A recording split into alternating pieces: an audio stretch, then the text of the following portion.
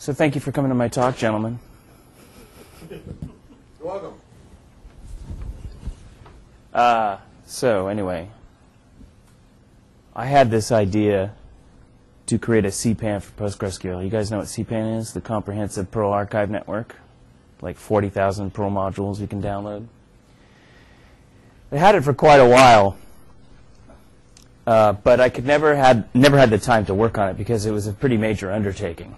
So what I decided to do was to raise some money to be able to fund myself to do the project. So what I found was that people and organizations were actually pretty happy to donate money to the cause. And so I started raising money, and the money started coming in, so I started hacking. And I started hacking before our target was met.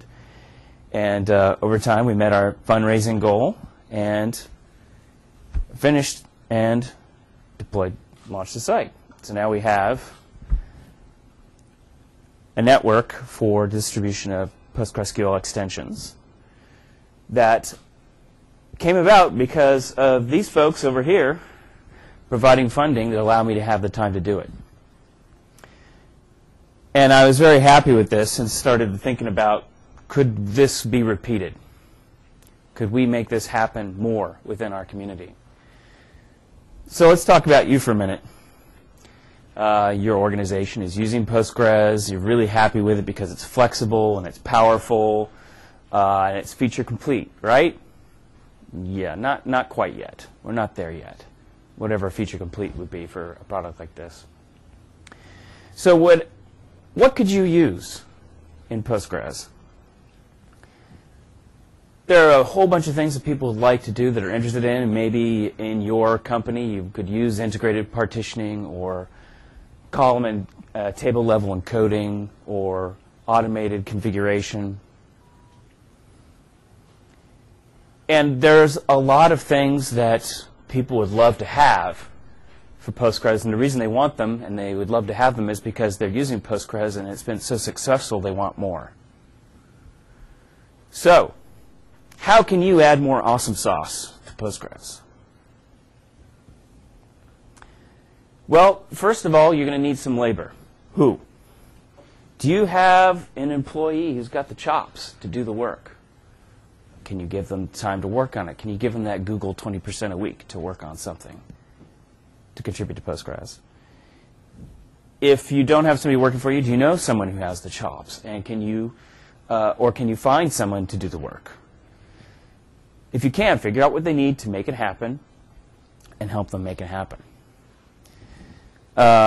In order to make it happen, we need to understand a bit about the Postgres development cycle.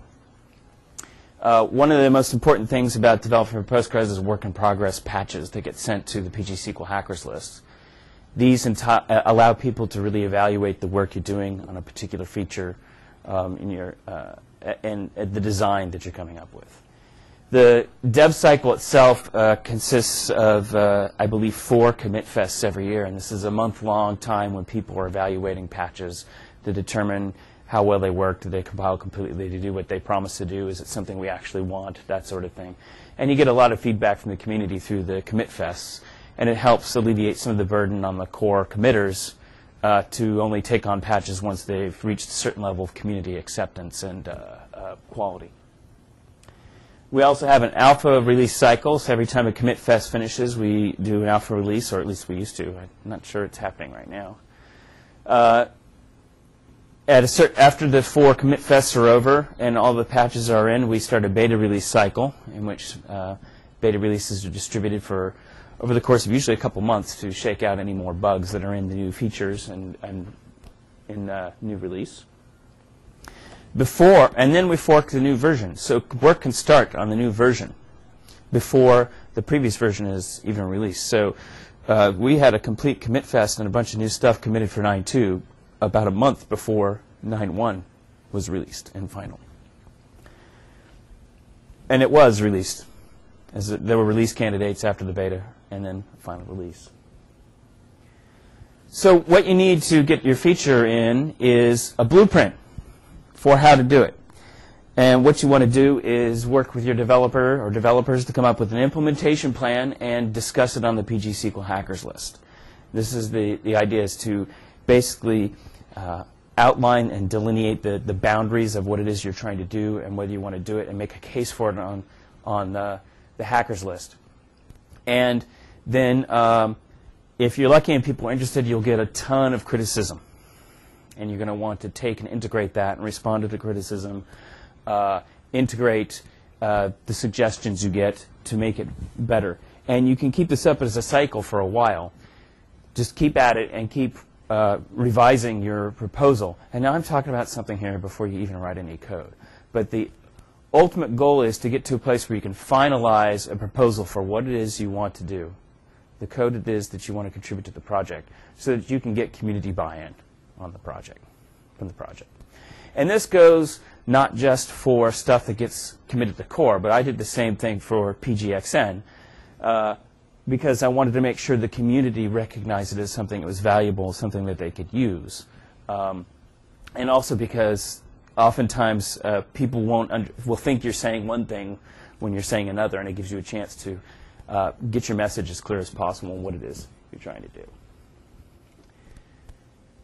So once you have a plan, you need to work out your schedule. And yes, this is a little bit of waterfall kind of proposal way to get it, but you need to have a very realistic idea of what's involved and how long it's going to take. And you want to figure out how much it's going to change between iterations or milestones in your plan, and figure out if you're going to work for the current development cycle or the next. Maybe it's something that's relatively simple and you can get like into the next commit fest, or maybe it's something like range types that take a couple years to develop gradually over time, and so you might target them for like 9.3 or something like that. So figure out where in the dev cycles you want to try to get it in and submitted. And then you want to figure out, if you're doing fundraising, how much you need to raise in order to realistically get it done in a reasonable amount of time. So speaking of fundraising, this is the surest way to get something pushed forward. There are a lot of developers in the Postgres community who have really interesting ideas of things they want to do and things that will ultimately help your bottom line running Postgres, but they don't have the time to do it because they have to do consulting or take a job in order to pay the rent.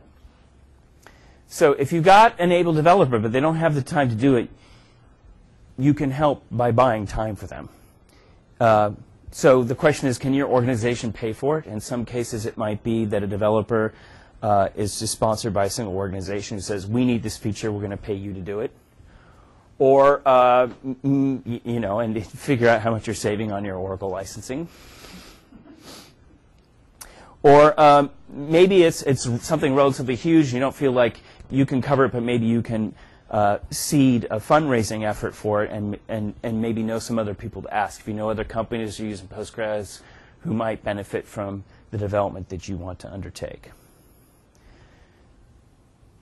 So if you're doing the fundraising, the steps you want to take are to be very public about publishing your milestones of what you expect to achieve and when, so that people have a very good idea of when it's going to become a reality. You want to publish this on a public site so that people can see it and get an idea and be able to click a button to donate. And maybe something like Kickstarter would work. What I did is I set up my own site that I just whipped up very quickly, and we used a Google checkout for fundraising or donations. You can establish sponsorship levels, so if certain people give more money, maybe they get something additional. You know, for something like PGXN, I could do something very public, like a logo on the home page. For something that's more integrated in the core, it might have to be something more. I'm not even sure what you do exactly. I mean, obviously some credit could go in the commit or in the code or something like that. But there might be other ways in which to recognize the people who have helped make the development of a feature possible. So be creative there. Yeah, and those involve the incentives as well. So like I said, set targets and deadlines so people know when stuff will happen, and then you want to do marketing. You want to spread the message that you're having this fundraising effort as widely as you can, because obviously if no one knows you're raising the money, they're not going to go give you any. So establish it far and wide, tell as many people as you can about it, and have a very simple URL, hopefully, for people to be able to find it and figure out what it is you're doing and how they can help. And what I like to do is display the progress of the fundraising graphically so people see, how it's coming along and where it's going. So the next thing you want to do is start hacking. So it isn't necessarily that you wait until you've reached your fundraising goal to start. And one of the things I did on PGXN is when we'd raised probably about $8,000, I just started work because I wanted to start to be able to show that there was something there, to demonstrate the reality of what I was trying to do, because that could further encourage people to say, oh yeah, this is real, this is actually happening, I can contribute to that and help out. If you're developing something that goes in the core, send work in progress patches. You don't have to send something in, ta-da, all finished. You can say, here's my idea and here's where I'm going. Thank you. Oh, crap.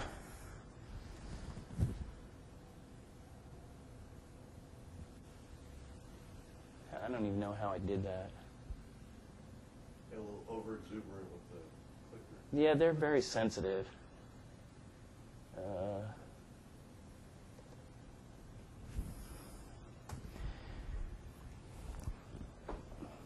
So when you're sending the work in progress patches, that gives people a chance to see the direction you're taking and actually executing the code. And people on Hackers do read or skim work in progress patches so they can get an idea and give advice if they think that maybe you're going in the wrong direction or maybe you're missing this totally obvious thing over here that could make the work you're doing much easier. Get your work in progress patches into the commit fests. So even if you don't expect it to be committed, people in the community can apply it and review it and see how it's looking and kind of, kick the tires on it. And for complicated features, you will end up discussing design and implementation issues ad nauseum. And here the point is, because the Postgres community is very much sticklers for good code and efficient code and well-designed documents, you want to really stick to that process, because even if it could irritate the crap out of you when people are criticizing your stuff in the beginning, you are going to come out with something that you will be even more proud of at the end, because the quality will be even better. And yeah, even enjoy the bike shedding discussions. And that can also be, if there gets to be too much of that, you can start a bike shedding discussion, and then people will get sucked into that, and you can actually focus on the work you want to do.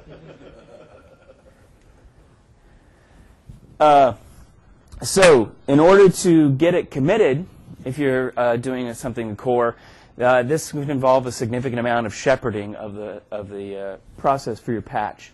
You want to get it through the commit fest and make sure you're in the commit fest where you believe it's ready to be reviewed at some level. And once you believe it's done, you want to get it to commit fest. And more than likely, it won't be done. There'll be a number of iterations within a commit fest. And so you want to respond to all reasonable comments and then commit fest and be able to continue to resubmit patches within the scope of the commit fest to address issues as they come up. And sometimes it may be that a significant issue comes up and you have to step back and do a little more work on it and get it into the next commit fest. But the key is to just stick to it, stick at it, because persistence really does pay off. People respect the effort that you put into getting something done. Ultimately, you're going to work with a committer and who is going to be responsible for committing it to the project. And so you're going to want to answer all of his questions. I'd like to say her questions too, but not yet. Address any design issues that come up, and then once you get it committed, you can celebrate, because you got the feature in that you needed. So I'm actually out of time, but I have a number of slides here on places you can start, and I'll talk till Bruce shows up. If there's something you're particularly interested in, watch these slides and see if it matches up. For example, things that Simon Riggs at Second Quadrant could be available to work on. are things like integrated partitioning within the product itself, multi-master replication, clustering. You can get a hold of him here.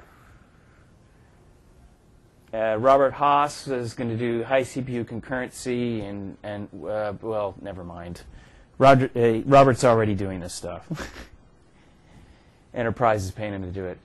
Bruce is interested in being able to generate catalog comments from the documentation. I think that's basically to help with the docs.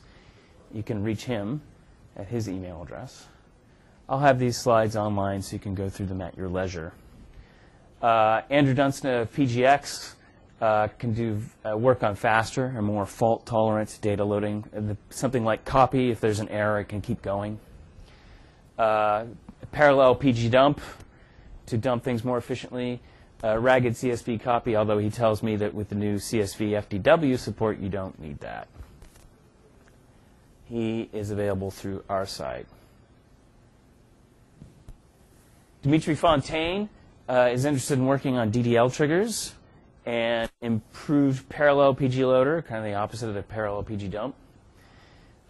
Trusted extensions. So the idea here is you'd be able to load extensions into the database without having to be the super user, and they're easier to distribute. Extension dependency bundling, so that you can distribute extensions to large number of servers without worrying about inconsistencies. And he is available through secondquadrant.fr. I'm happy to work on PGTAP, the test framework, and a whole bunch of PGXN improvements, of which I have a very long list. And Magnus from Red Pill wants to revamp the logging system. And there are SSL issues he wants to fix, I think in particular by being able to use something other than OpenSSL. And you can get him at hagandar.net. Hanu at, I'm probably mangling the name, I apologize, at Second Quadrant. He wants to continue to improve PL Python. He wants to add replication sharding support, which I think would be pretty cool, actually. And time travel, which I'm always interested in, even if I don't understand what it means. And index like tuple visibility, basically, so that he can do index-only scans and column storage and be able to do tail compression, table compression.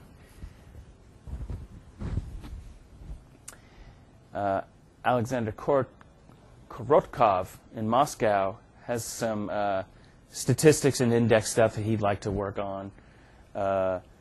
He wants to do approximate string matching functions and other index stuff, but one of the cool things about this string matching functions is he wants to be able to index images for similarity, which would be pretty cool. So he's on Gmail. Josh Burkus wants to update and maintain the new SysView stuff, which could be distributed on PGXN, so it doesn't necessarily have to go into core, but it's very useful for looking at having a kind of a uber view over the catalog. Median or quartile window aggregates might be handy for CTEs. And the PG2 configuration wizard, which I think he'd work with Greg Smith on. He's through PGX. Other ideas: distributed queries, multi-threaded queries, stored procedures, roll-up and cube, PG dump all custom format, user isolation levels, indexed FDWs, writable FDWs. There's all sorts of stuff we can get here, and I'm sure you guys have other ideas of things you'd love to see get in the core. Help us get this stuff done. Just talk to developers who have the chops and are available, and see what we can do to help them make it happen. And I thank you for your time.